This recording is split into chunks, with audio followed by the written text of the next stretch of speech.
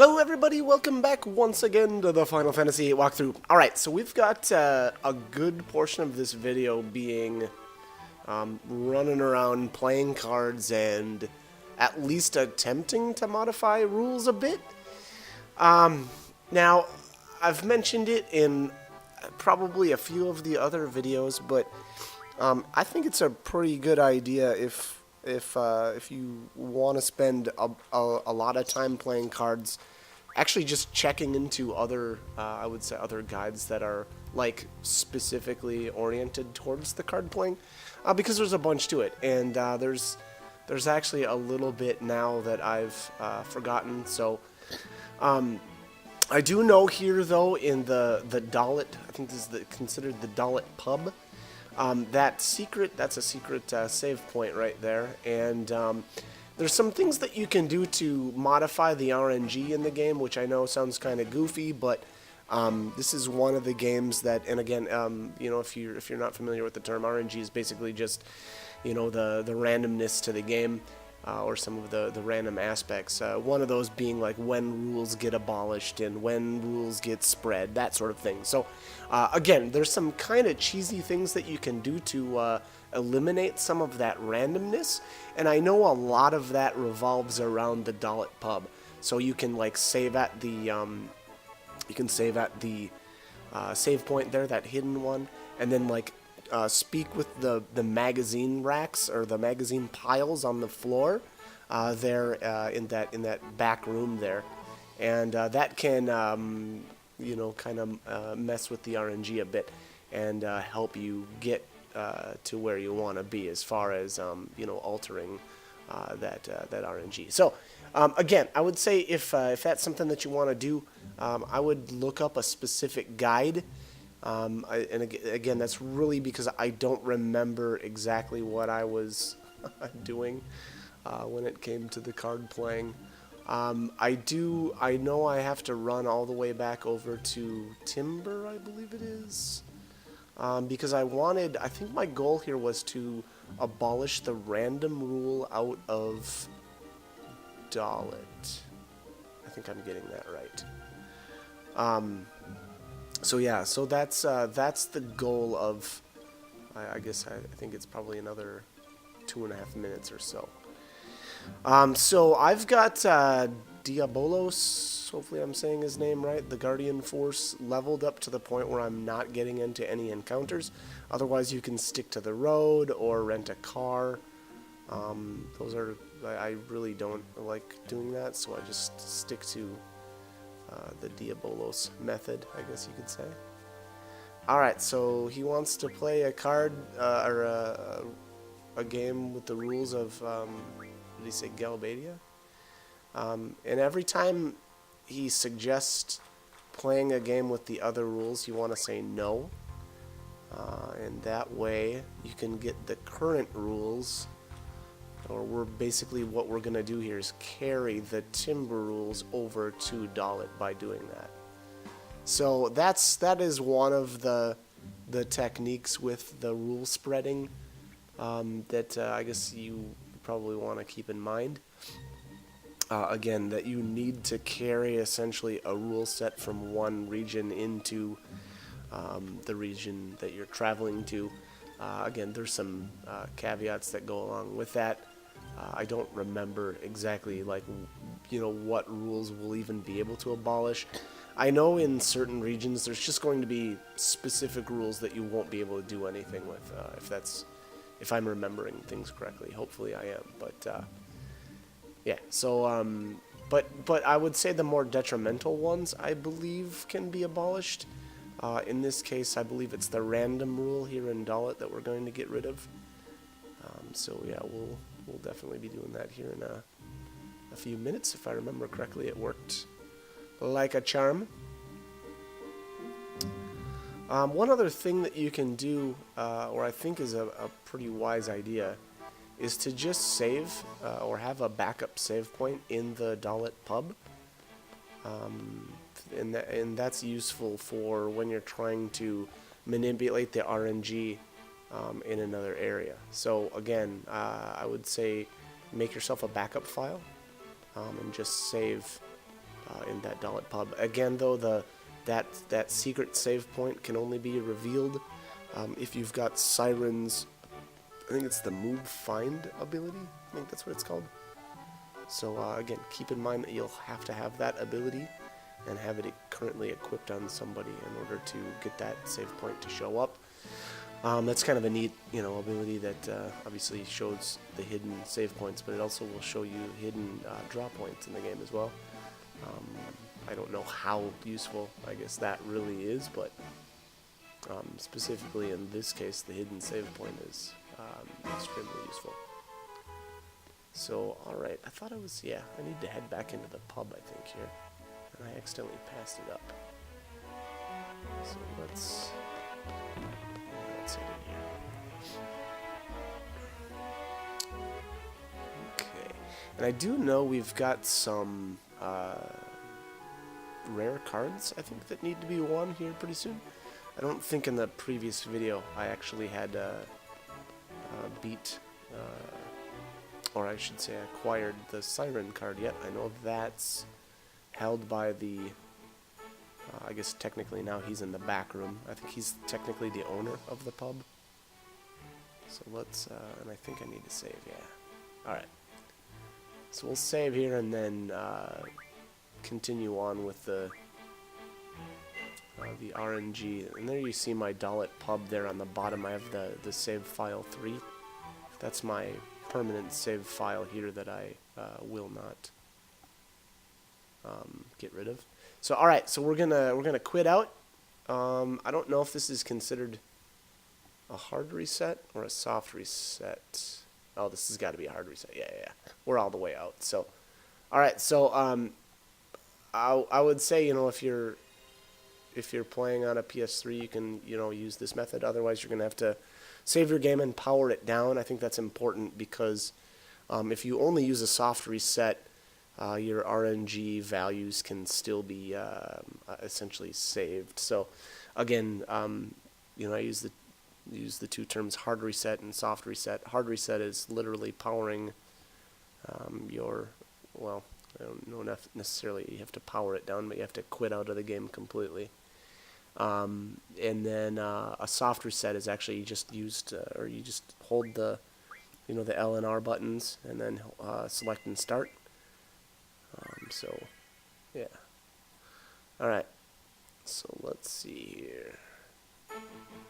Now, I don't remember here if I don't know exactly what I did, so hopefully I can point that out. I think we're going to need to speak with or I should say interact with the magazine stacks here on the floor. Alright, so nothing of interest. Oh, no, okay. So maybe I'm not trying to alter rules yet, or maybe I am. I very well maybe. So I interacted with the card stack once, and now he's asking me to play cards. Oh, and what was that? Was that 3 times? I missed it. I guess I wasn't paying enough attention, but here he said he wanted to play, so I said yes, and then I think this abolishes the random rule. There we go. So again, that's how you do it. Have your save point all ready. Hard reset. Speak with the rack once, and then I think that was refuse to play cards with him. I think that was twice. Again, you'll have to probably should count specifically. And then agree to play with him, and then just quit. And then that is what did it. So. What am I trying to do here? I think I was trying to grab that magazine, and I don't think you can. But okay, so the Minimog card I acquired from my father. He made a Kiros card somewhere in Delling City. Okay, so that was what I was talking about, I guess, in a few videos ago. I think that was a few videos ago anyway, where I wanted to get obviously we had to lose the Minimog card to the Queen of Cards so that she would make, and I guess it was the Kiros card.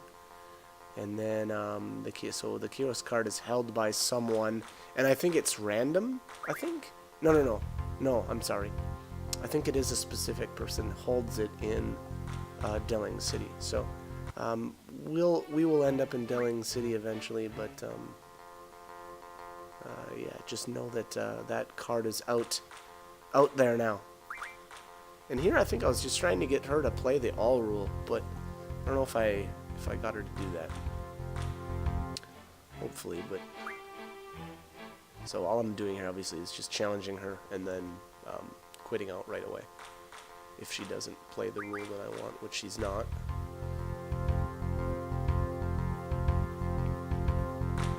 Hopefully this didn't take too much longer, but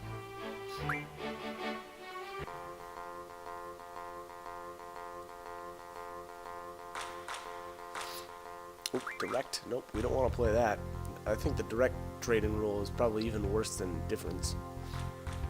Direct is just you directly win the cards that you flip. And, you know, so obtaining rare cards that way can be more difficult, as they are usually better. There we go, there's the all rule. I don't know why I didn't just play her. Whatever. Okay, you want to know... Oh, that's what you're asking me with the father. Okay. Against them. A sacred card. Okay, so there she hints at the next card that, so I think if you lose a sacred card to her, she'll make the next one. Or I should say, her father technically will make the next card. So, we don't have that yet, obviously. But we will get our hands on that here sooner or later. And I think this is where I'm going to try to win the Siren card, and hopefully now he's playing with the all trade rule. Oh, maybe I'm trying to alter RNG again. No, maybe not. Okay. I guess this, this is just a... This actually looks more like a diary. What? Okay. Maybe that? I don't know what that was. Some kind of strange dialogue. Oh, end up as her slave. I must do something. Okay, yeah, buddy, don't do that. One notebook underneath, alright.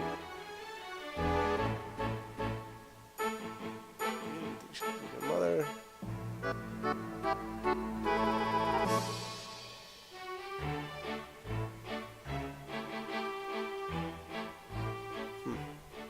Okay.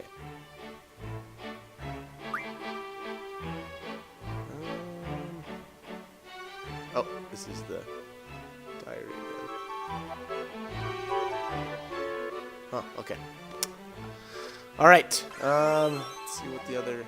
Oh, I think my ranking went down there. The seed rank. I must have been, probably playing too much cards and not fighting enough. I think that makes your, seed rank go up, fighting battles. I don't know. Remember, I didn't have a whole lot of, well, I shouldn't say that. I was going to say I didn't have a whole lot of use for money, but it is quite useful later on. Oh, okay. I think I'm trying to decide whether I or not I'm going to try to win the...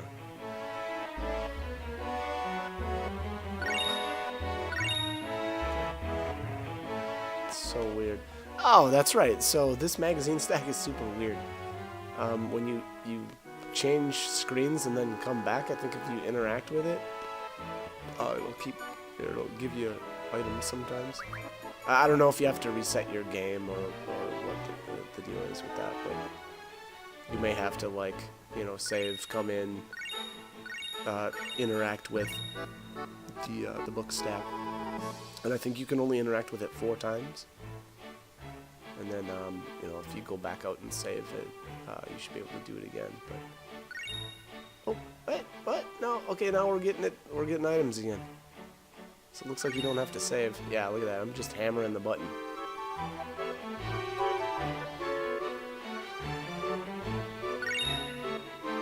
It's so weird. Okay.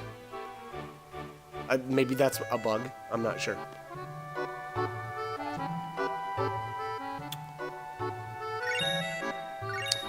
Antidote. Okay. catch what that last item was.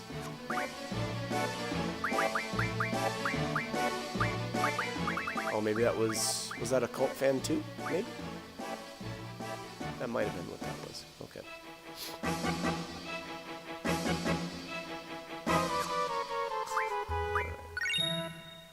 Ooh, got a White Wind. I don't know where I got that Whisper item from. That's really good though. White Wind is awesome.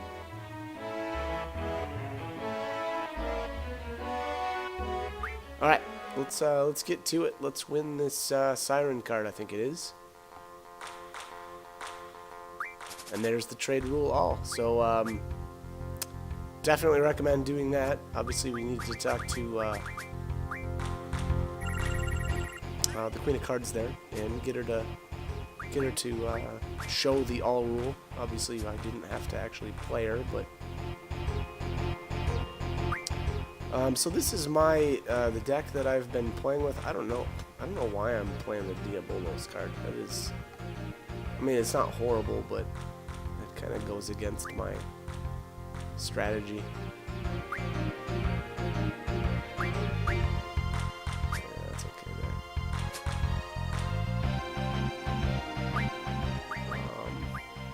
Yeah, I don't know.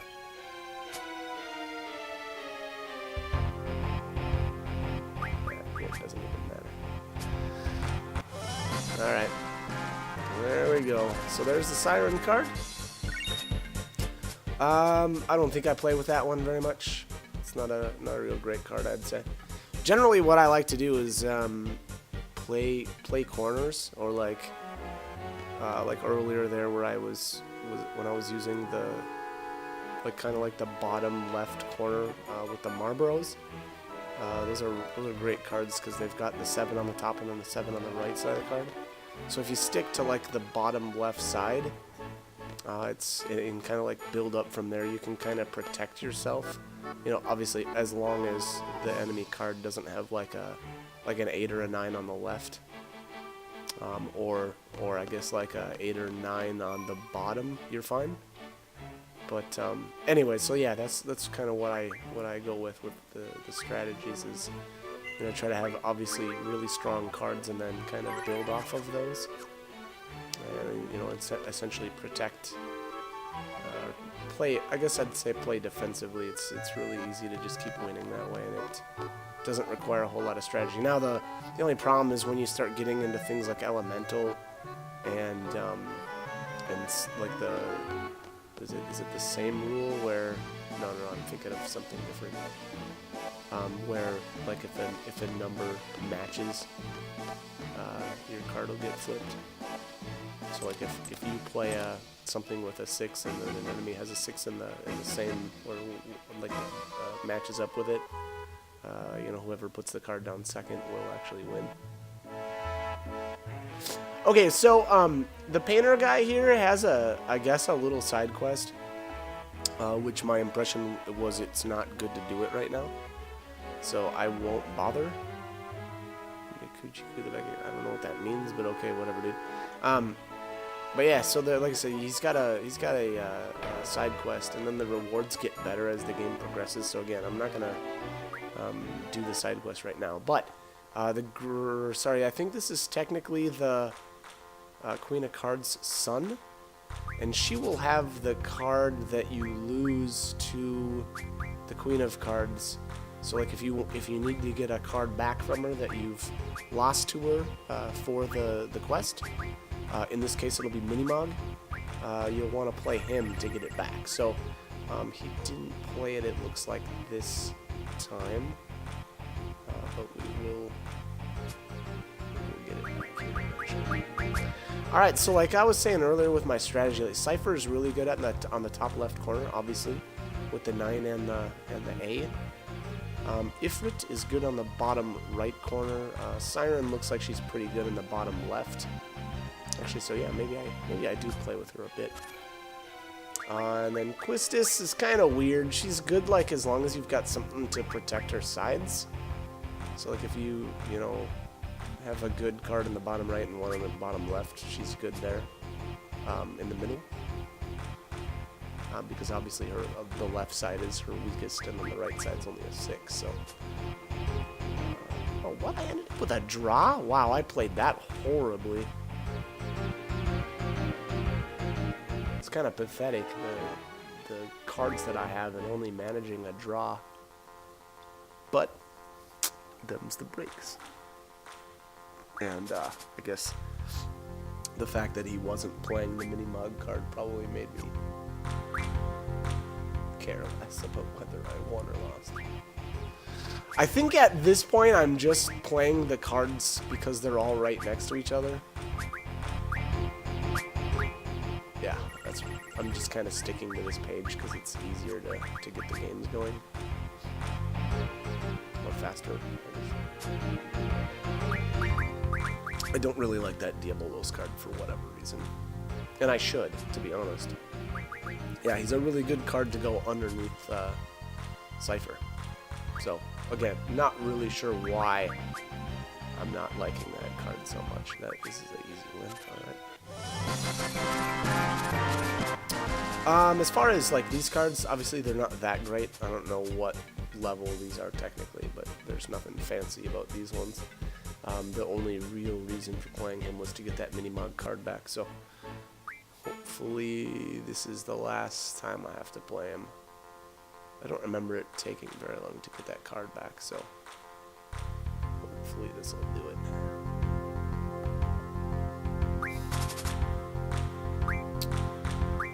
Alright. Oh, there it is. Alright. So put the game face on,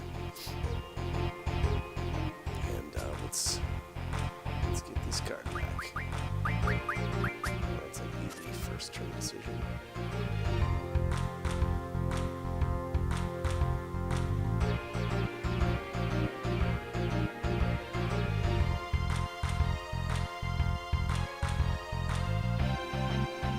Play it. There you go.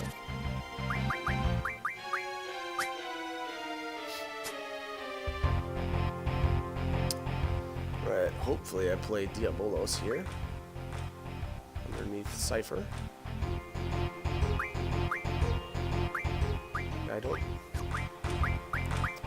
I don't need to play offensively, so I'm not really sure. Yeah, I don't know why I did that. That was not a smart move. I guess now again. Yeah, that was dumb. That was dumb.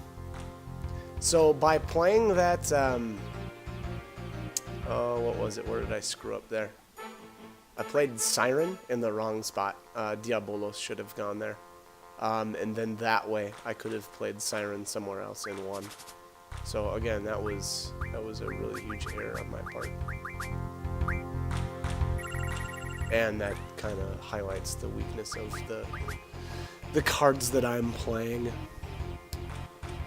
They've got basically the left side, if you notice, other than Ifrit, are all pretty crummy numbers.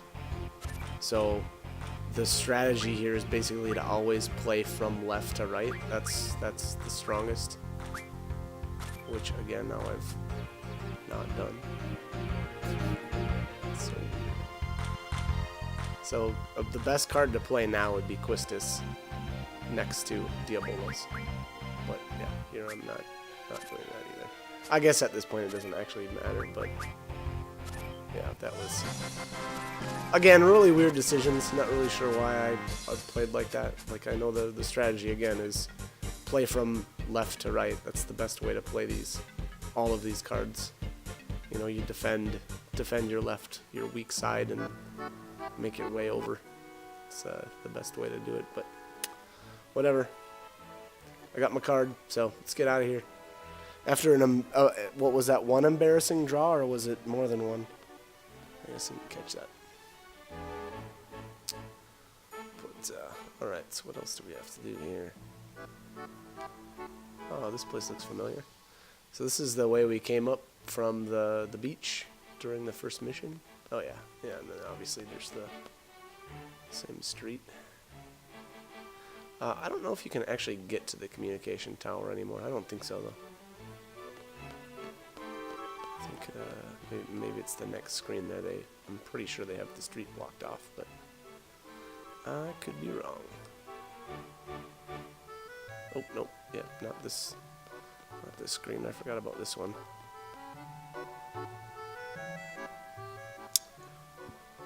Excuse me. Yeah, right there. I think the screen, the left there where the guard is standing, I think that's the way to the communications tower. There is a draw point there in the bottom of the screen. I don't remember what it is. Probably wasn't very good. I don't know. Most of the draw points, I guess I'd say, are not that impressive if you've been playing a lot of cards, especially, because it's just so easy to make your magic that way. All right, so what we're gonna do here, I've won all the cards that I can possibly at this point, and then obviously changed the rules to where the way I wanted them to. So the plan here was to continue on. So actually, what we need to do is, if you, I guess, just watch where I'm running to. There's a little bit of a forest that I'm gonna save outside of, and yeah, it's right up there.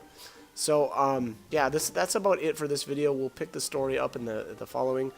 So as always, I hope this guide was helpful, and thanks for watching.